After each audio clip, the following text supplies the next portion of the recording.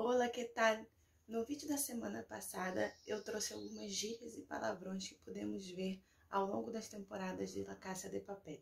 E como eu já falei outras vezes para vocês, eu acredito muito que a gente consiga usar músicas, filmes e séries para ter um maior contato com o idioma e, consequentemente, ampliar o nosso vocabulário. Então, pensando nisso, eu vim trazer algumas dicas de como podemos ampliar o nosso vocabulário usando filmes e séries. E também algumas sugestões do que podemos assistir na Netflix, no Prime Video e na Globoplay. A primeira dica é, sempre que possível, você dê preferência a assistir com o áudio e com a legenda em espanhol.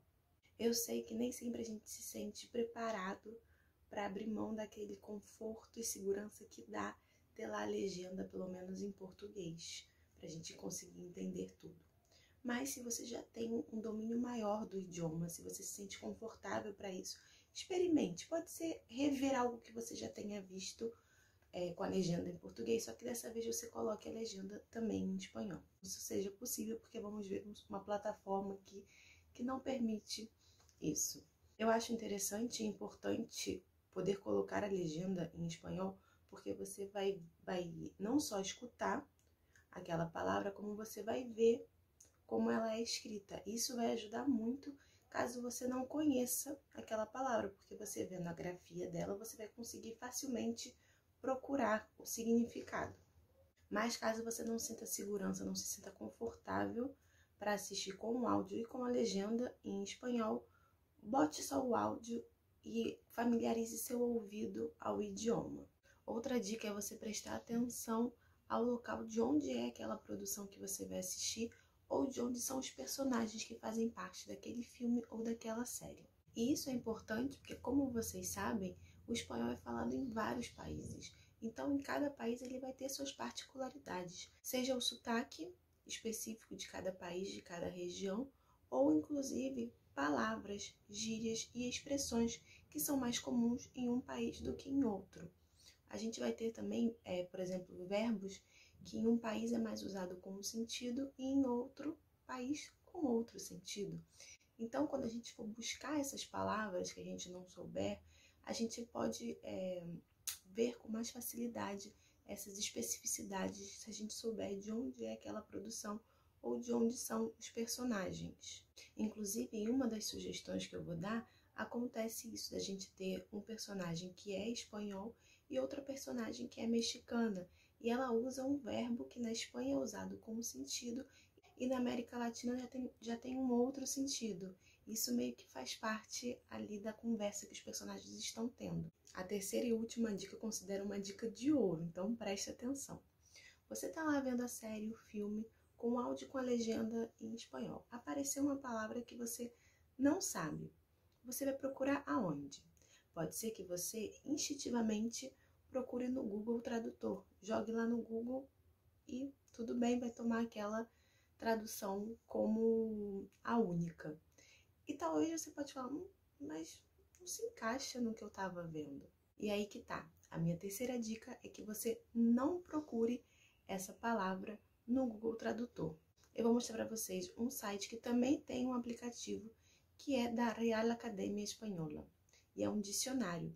E nesse dicionário você vai encontrar todos os significados que pode ter aquela palavra e aí sim você vai saber qual que é o que se encaixa melhor naquele contexto que os personagens estão usando. Você pode baixar o aplicativo do Dicionário de la Real Academia Espanhola no seu celular e enquanto você está ali assistindo o filme, a série, apareceu essa palavra, você pausa rapidinho, abre o dicionário, procura e pronto, já vai conseguir entender. Eu vou deixar certinho o nome que você tem que procurar no Google Play ou na Apple Store para você conseguir baixar o aplicativo. Mas também tem um site, se você preferir usar no computador, você também consegue. Eu vou deixar alguns vídeos mostrando como que você faz a busca e por que eu acho esse dicionário incrível. E sempre que eu tenho alguma dúvida em relação a alguma palavra, eu recorro a ele. Bom, esse é o site do Dicionário de la Real Academia Espanhola. E assim que entramos, temos lá o espaço para colocar a palavra. Conforme a gente vai escrevendo, vão aparecendo sugestões de palavras. E assim que a gente encontra aquela que a gente está realmente procurando, a gente seleciona e logo em seguida vão aparecer todos os significados. Aqui temos 5 significados para a palavra cacharro. Em alguns desses significados, a gente encontra inclusive exemplos. E ao lado do número, vemos algumas informações sobre aquela palavra. Agora vamos ver o verbo correr, que, como eu disse, e vamos ver agora, temos vários significados e diferentes usos. E esse é o verbo que eu mencionei que em um país é usado mais com um sentido e em outro com outro significado. Aí eu coloquei o cursor em cima justamente para vocês verem o que significa a abreviação, que nesse caso é coloquial, ou seja, que nesse sentido está sendo usado de forma coloquial.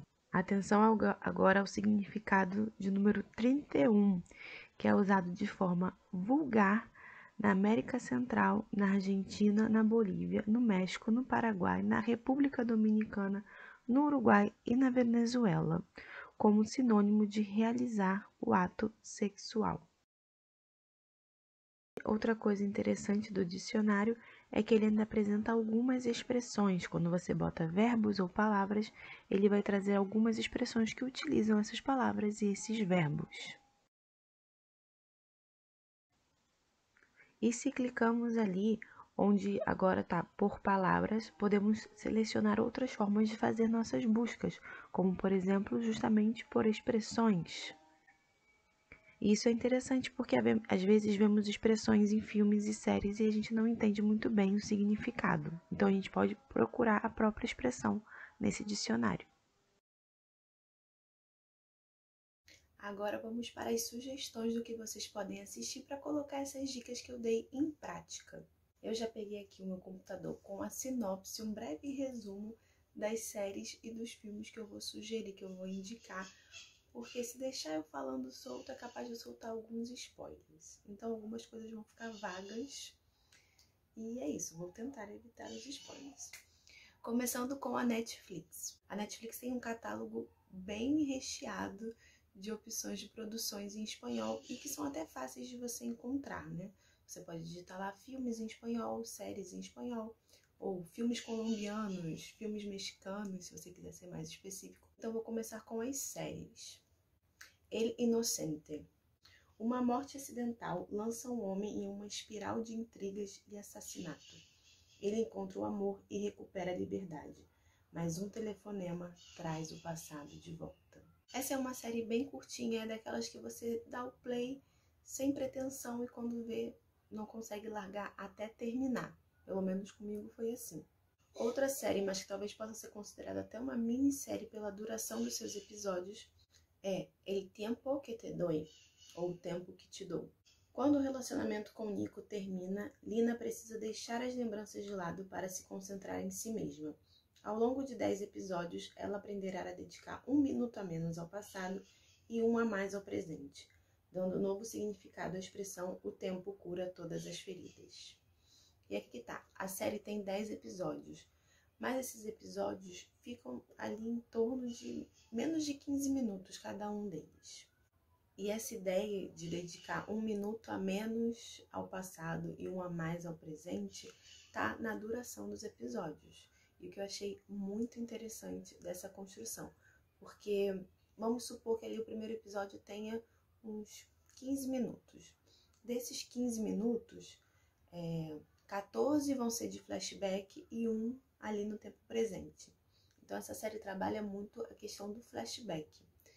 E para contar como que esse relacionamento começou, se desenrolou até chegar naquele ponto que a gente vê os personagens se separando. E com o avançar dos episódios, a gente vai ter cada vez menos tempo de flashback, ou seja, cada vez menos tempo no passado e mais tempo no presente. Outra série que entrou recentemente no catálogo da Netflix é Rebelde. E se você já andou vendo os vídeos aqui do canal, já viu outro vídeo que eu falo de filmes e séries, Você sabe que eu sou da geração de Rebelde Mexicano, 2004, 2005, que passou no SBT. Inclusive já fiz vídeo falando das minhas músicas favoritas do RBD. Já falei em outra ocasião também quando fui falar de músicas, filmes e séries. Então eu não podia deixar de ver essa nova versão de Rebelde da Netflix. Rebelde da Netflix não é um reboot ou um remake. Seria mais uma continuação, porque se passa do mesmo universo. Dessa vez a gente tem o Elite Way School, só que ele tá meio que atualizado, assim. Inclusive tendo um programa específico para quem quer seguir na carreira musical, que é a história que a gente vai acompanhar desses personagens. Então, se você viu e gostou de Rebelde, de Glee ou de High School Musical, você vai gostar de Rebelde da Netflix. E outra coisa, tô dando essa sugestão porque tem a ver também com uma das dicas que eu dei sobre como melhorar, como ampliar o seu vocabulário de espanhol usando filmes e séries. A série, ela é mexicana, mas ela conta com uma gama de personagens de outros países. Temos, além dos personagens que são mexicanos, temos um personagem argentino, um colombiano e uma brasileira. Então a gente tem o sotaque argentino, o sotaque colombiano e o sotaque de uma brasileira falando em espanhol. E além do sotaque, com o Luca a gente vê ainda outra característica linguística forte da Argentina, que é o voceo. E eu tô pensando em fazer um vídeo sobre o Luca e esse voceo. Agora, saindo das séries e indo para os filmes da Netflix, já estamos ali no meio de janeiro, eu sei, mas vamos resgatar o clima natalino, porque temos aqui A 1000 Kilómetros de la Navidad, que o título em português ficou Tudo Menos Natal. E esse é um típico filme natalino, clichê, que a gente está bem acostumado a ver, só que com produções dos Estados Unidos, só que dessa vez uma produção espanhola. Vou falar a sinopse do filme tal qual está na Netflix. Um auditor que detesta o Natal viaja a trabalho e conhece uma mulher determinada a fazê-lo mudar de ideia sobre a data. E que esse filme é interessante também porque a gente vai ver costumes natalinos da Espanha. E eu adoro quando uma produção traz elementos, costumes culturais daquele país, daquela região. E para terminar com as sugestões da Netflix, temos o filme Anônima, que em português ficou Com Amor Anônima. Uma mensagem de texto enviada por engano se transforma em uma amizade virtual com gostinho de romance, mas o casal não se dá conta de que já se conhece na vida real. Essa é uma comédia romântica bem gostosinha de assistir, bem leve. Saindo da Netflix, vamos para o Prime Video. Vou confessar que com o Prime Video eu tenho uma certa dificuldade na busca deles, porque às vezes eu sofro para encontrar alguma coisa. Mas enfim, vamos com 2 séries e 2 filmes. Começando por uma série mexicana que tem 2 temporadas, De Brutas Nada. Após ser traída pelo namorado, Cristina procura um colega de quarto e encontra Alejandro, a quem aceita em sua vida porque acredita que ele é gay. Pelo verbo acreditar, já sabemos que ele não é, né? E isso, como diria na sessão da tarde, irá gerar altas confusões. Indo agora para uma série espanhola, que essa eu vou sugerir mesmo não tendo terminado as 3 temporadas. Pequenas Coincidências. Marta e Javi não se conhecem e nenhum dos dois tem a mínima intenção de complicar suas vidas com nada, muito menos com alguém. E jamais passou pela cabeça deles a ideia de ser pais, até agora. Ambos experimentam separadamente um estranho fenômeno que os impulsionará a procurar um ao outro sem que saibam. Para se encontrar, se encontram, vão necessitar de um monte de pequenas coincidências. Agora indo para os filmes, eu acabei de me dar conta que temos novamente um filme espanhol e um filme mexicano. Prometo que das próximas vezes vou tentar trazer títulos de outros países para fugir um pouco desse eixo México-Espanha. Começando pela produção espanhola El Ascensor, que é o elevador. Cito e Ana são um casal feliz. Durante uma briga, Ana segue Cito até o elevador. Eles discutem na descida, mas quando chegam ao saguão, o elevador retorna ao 10º andar e começa tudo novamente. Eles estão presos em um loop temporal. Cito sabe, mas Ana não. Então ele precisa convencê-la do que está acontecendo. Para conseguir sair, eles precisarão solucionar seus problemas de relacionamento. E nesse filme temos um personagem que é espanhol e a personagem da Ana que é mexicana. E tem um momento lá onde eles mencionam justamente o que eu falei para vocês quando eu estava dando as dicas, que é o uso de um verbo de formas diferentes em ambos os países. O filme mexicano que eu trouxe é Tu eres mi problema. Sebastián, um adolescente impulsivo, é novamente expulso da escola quando Luísa, a mãe dele, está prestes a dar um grande passo em sua carreira. Sebastián foge de casa e acha que com seu pai, que há anos não vê, encontrará a solução para seus problemas. Mas ele não irá muito longe sem Luísa. Ambos iniciam uma viagem cheia de risos, lágrimas e descobertas. E aqui só um adendo que Luísa é interpretada pela Bárbara Mori, que fez Ruby. E falando em Ruby, vamos com as sugestões do Globoplay. Talvez vocês saibam, mas se não, fica aqui a informação que o Globoplay tem disponibilizado desde o ano passado alguns clássicos, algumas novelas clássicas mexicanas que provavelmente você já viu no SBT. No momento que eu estou gravando esse vídeo, temos 3 títulos clássicos: A Usurpadora, Maria do Bairro e Marimar. Então, se você quiser ver ou rever essas novelas, você tem essa opção de assistir agora com o áudio original em espanhol. O meu problema com o Globoplay é que, infelizmente, não é possível colocar o áudio em espanhol e a legenda em espanhol. Mas a minha sugestão no Globoplay não são as 3 novelas clássicas, e sim é a nova versão do clássico feito pela Bárbara Mori, Ruby.